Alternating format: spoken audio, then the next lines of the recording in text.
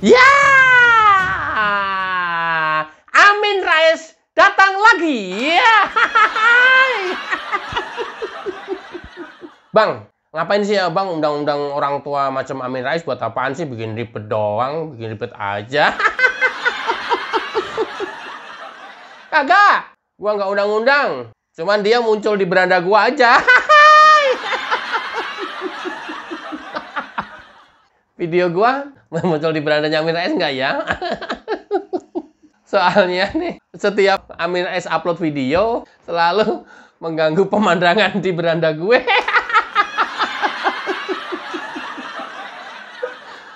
Mbah, izin state ya Mbak ya.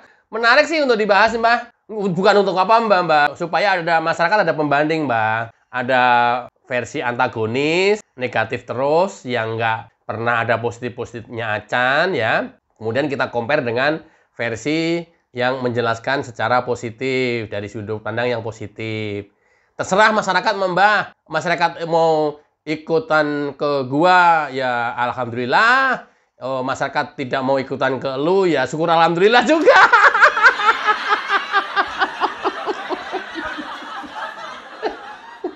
Enggak, serius.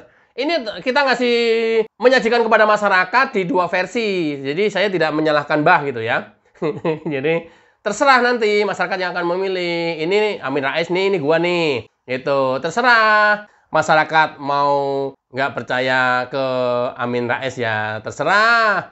Atau masyarakat mau lebih percaya ke gua juga terserah. Bang, itu bukan ngasih pilihan, Bang. Itu pengkondisian, Bang. Iya, terserah, masyarakat terserah, ya. Soalnya ini komentar Amin Rais ya menurut saya udah keterlaluan, membabi buta, dan banyak yang salah dan perlu diluruskan. Simak videonya. Bulan Juli tinggal 12 hari lagi. Jokowi makin bingung dan resah tetapi nekat dan konsisten dablek mau menyelamatkan IKN yang tak mungkin lagi dapat diselamatkan. Jadi perhatikan saudaraku, kira-kira sebulan lalu Pak Jokowi dan Pak Abbas masih membohongi kita dengan celotehan mereka yang penuh tipu-tipu. Jadi progres pembangunan IKN capai 80%. Ini kata Pak Abbas. Sedangkan kata Pak Joko, ibu kota baru sudah selesai 80%. Bagaikan Pinang dibelah dua hamba Allah ini. Ya. Namun beberapa hari lagi pernyataan Mas Joko dibalik gerimbyang oleh dia sendiri. Setelah pulang dari cari sokongan ke Abu Dhabi, ke Uni Emirat Arab, dan agaknya pulang dengan tangan kosong, lantas bilang Pak Jokowi itu IKN baru rampung sekitar 15% pada Agustus ini, baru 15%. Nah ini anjuran saya untuk Mas Joko, Anda sudah jadi lemdak bebek lumpuh. Nikmati saja hari-hari terakhir Anda. Jangan terlalu banyak khayalan supaya hidup Anda jadi agak ceria. Tidak ngerantes dalam bahasa Jawanya. Iya. Bebek lumpuh ngatain orang hebat. Iya. Kasian loh. PDIP ngeledek Gibran habis-habisan gitu ya. Maksudnya ngeledekin, merendahkan, mendowngrade gitu ya. Gibran Samsul. Tapi oleh Gibran malah dibikin kostum kesebelasan dan dipakai kemana-mana. Dan gitu dia jadi wakil presiden, Masinton yang ngolok-ngolok. Nggak jadi DPR RI. Terus Amin Rais dulu ngolok-ngolok lawan-lawan politiknya, terutama Jokowi dengan bahasa Sengkuni. Sengkuni itu tokoh pewayangan yang paling culas. Nah, nggak mempan dan Jokowi juga diem aja. Sekarang seluruh masyarakat menyetempel dan mengecap Amin Rais itu Sengkuni. Ya jadi panggilan sekarang ya.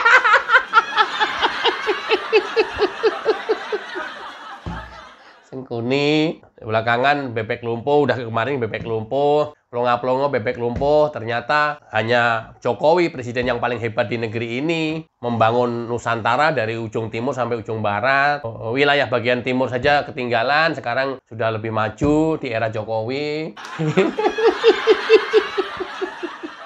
Artinya nggak terbukti pelongo-pelongo, ya nggak betah juga duduk di istana, keliling Indonesia terus, nggak kayak bebek lumpuh yang dituduhkan Amin Rais. Sekarang Amin Rais yang jadi malah bebek lumpuh.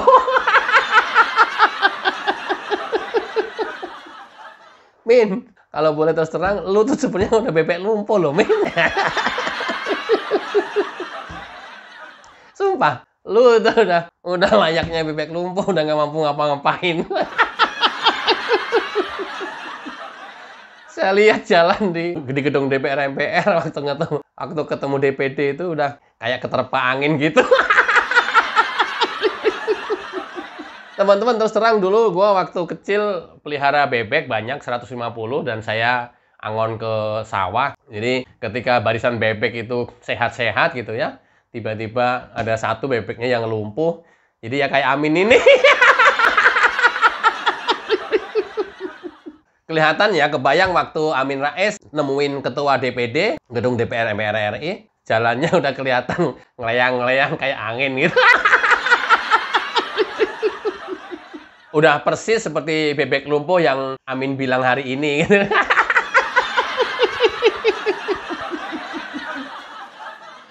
Jadi sebenarnya Amin itu ngatain dirinya sendiri.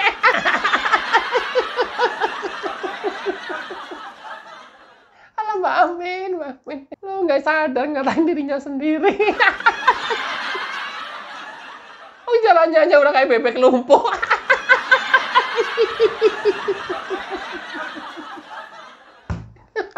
Aduh, gua dosa nggak ini ya? Astagfirullahaladzim, astagfirullah. Ya, harusnya lebih dosa Amin lah. Dia mencaci maki pemimpinnya terus kok. Kalau gua kan enggak.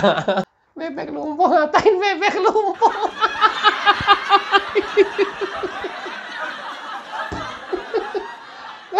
Wah, lihat jalannya Amin Rais di gedung DPR MPR kemarin aja ngeri takut ngejeblak. Sumpah udah kayak keterpa angin gitu. Ayo. Aduh, ya Allah. Posisi duduknya di samping ketua DPD juga, bolak-balik betulin map yang di samping duduknya, kayak orang bawa proposal. Saya belum pernah buat videonya ya, saya liatin aja. Ini orang kayak orang mau ngajuin proposal.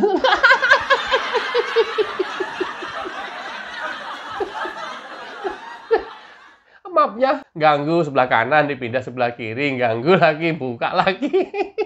Aduh, kelas kayak begini, nggak profesional banget. Ya maklum lah ya, kayak gitu. Sekelas profesor ini bebek lumpuh. Itu satu. Yang kedua, ini Amin Rais gagal paham. Ya kan, akhirnya saya maklum karena Amin Rais itu pinter dan profesor, tapi kan profesor ahli ilmu politik, jadi nggak tahu teknis, ya. Jadi dalam mencerna berita pun dia juga mentah-mentah. Tukang-tukang dan mandor di IKN itu jauh lebih pinter dibanding Amin Rais yang seorang profesor. Amin Rais lebih bodoh, apalagi sekelas mandor. Kenapa? Mandor menguasai betul masalah progres, termin bobot pekerjaan di lapangan. Nah, kalau yang tadi disampaikan Amin Rais, Pak Bas dan Pak Jokowi bagi pinang di belah dua menyatakan IKN pembangunannya sudah 80%. Di lain waktu, Pak Jokowi mengatakan bahwa pembangunan IKN itu sekitar 15%. Ya, walaupun profesor bukan teknik, ya jangan bodoh-bodoh amat lah, Mbah. Malu-maluin, Mbah. Cara mencerna berita seperti itu ya malu-maluin lah, Mbah. Ya, sekelas profesor loh. Ya, walaupun bukan bidangnya, ya jangan bodoh-bodoh amat lah. Setidaknya nanya di lingkungan masing-masing atau di lingkungan terdekat. Kan bisa. Yang dimaksud progres 80% itu adalah pembangunan istana negara dan tempat upacara. Jadi progres itu setiap bangunan sendiri-sendiri, based on SPK.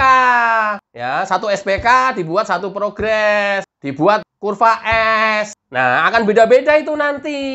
Ya, hotel udah berapa persen? Sekarang hotel sudah mungkin 95%, udah jadi. Oh, furnis sudah masuk semuanya. Terus kemudian istana negara berapa persen? 80%. Beda kan dengan hotel? Terus kemudian tempat upacara berapa persen? Lapangan. Itu masuknya ke hardscape dan landscape. SPK tersendiri biasanya. Kemudian gedung-gedung kementerian, Menko 1, 2, 3, dan 4. Masing-masing gedung berapa persen? Beda-beda, Mbak. Nah, yang 15% itu adalah pekerjaan IKN secara keseluruhan menjadi satu sebuah ibu kota. Seluruh kota IKN itu sekitar 15% kira-kira. Termasuk mall, rumah sakit, termasuk semua-semua. Itu mungkin baru 15%. Loh, kayak begini aja nggak ngerti sekelas profesor gimana? Ya malu-maluin lah. Gopoh-gopoh bikin cepet-cepet video, ditayangkan. Ya malu-maluin lah, Mbak. Yang 80% itu istana negara yang bakal dipakai untuk upacara besok. Pada saat Pak Bas dan Pak Jokowi menyampaikan itu 80%, sekarang udah lebih. Mungkin sekitar 90%-an mungkin. Cara bacanya gitu, Mbak. Ya profesor masa, ya Allah, sekelas profesor loh. Ya kayak begini mah nggak usah pakai profesor juga kan. Pakai logika, pakai penalaran juga bisa. Nggak juga perlu pinter teknis. Kalau Mbah dikuasai nafsu kebencian, dikuasai nafsu kedengkian, seperti ini, Mbak. Yang dapat juga dosa semuanya, Mbak. Mbak, sekali lagi ya, yang 15% itu progres IKN secara keseluruhan. Di dalamnya ada istana negara, gedung-gedung kementerian, kepolisian, TNI, DPR, MPR, semuanya. Itu kira-kira baru 15%. Nah, kalau istananya sendiri 80%, sekarang mungkin udah 90%. Kemarin 92 tuh kalau nggak salah. Mbah, lo mencerna berita aja nggak bener gimana? Oh, bener, Gri. Kamu bener itu. Kamu bener. Kamu jelasin aja ke Amin Rais. Bener kamu, Gri. Bener. Kamu jelasin ke Amin Rais, jelasin. Kan nggak mungkin Pak Bas mau jelasin kamu, Min. Nggak kapasitasnya lah, apalagi Jokowi. Nggak banget lah, ngapain ngadenin lo. Dari sini kan kemudian orang berpersepsi, ini gila ini ya, profesor gini amat ya. Coba kalau masyarakat kita berpikirnya begitu coba. Sementara kamu kan pengen cari pendukung kan, semua orang dukung kamu, kemudian melupakan Jokowi, menjauh dari Jokowi, nggak lagi dukung Jokowi, nggak mau lagi percaya ke Jokowi, gitu kan? Supaya dukung kamu, ketika dukung kamu ya memahami masalah mesti fair lah, memahami masalah mesti pakai logik lah. Kan banyak banget yang hanya dengan logika doang kita juga bisa memahami itu.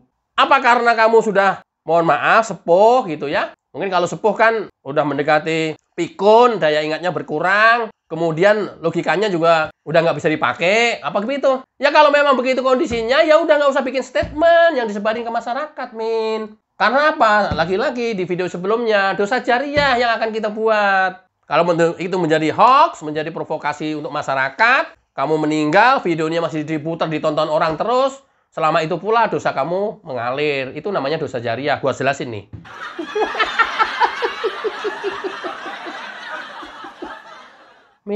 Mbak Min. Aku kasihan banget ya dengan Mbak Min ini. Dasarku adalah kasihan. Mau nyari apa, Mbak? Mau nyari masa? Mau nyari pendukung biar orang mendukung kamu? Atau kemudian orang percaya kepada Partai Umat karena kamu kan pakai apa tadi tuh, Dewan Suro apa itu, Partai Umat, atau apa targetnya apa? Atau targetnya orang nggak percaya lagi kepada Jokowi? Itu nggak bisa diprovokasi.